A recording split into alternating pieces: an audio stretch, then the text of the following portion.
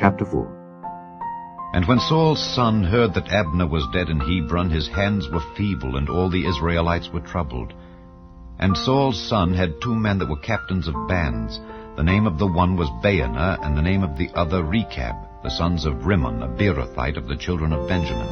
For Beeroth also was reckoned to Benjamin, and the Beerothites fled to Gittaim, and were sojourners there until this day. And Jonathan, Saul's son, had a son that was lame of his feet. He was 5 years old when the tidings came of Saul and Jonathan out of Jezreel, and his nurse took him up and fled.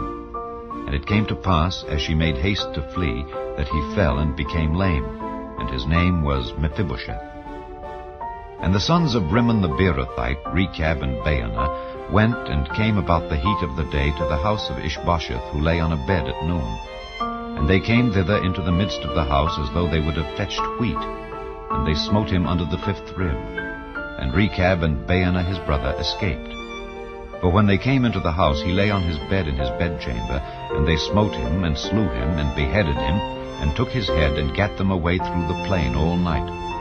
And they brought the head of Ishbosh-eth unto David to Hebron, and said to the king, Behold, the head of Ishbosh-eth the son of Saul thine enemy, which sought thy life, and the Lord hath avenged my lord the king this day of Saul and of his seed.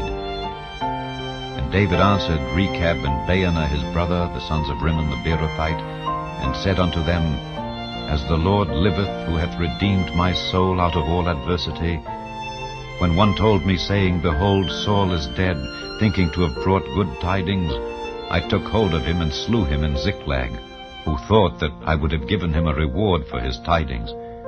How much more when wicked men have slain a righteous person in his own house upon his bed?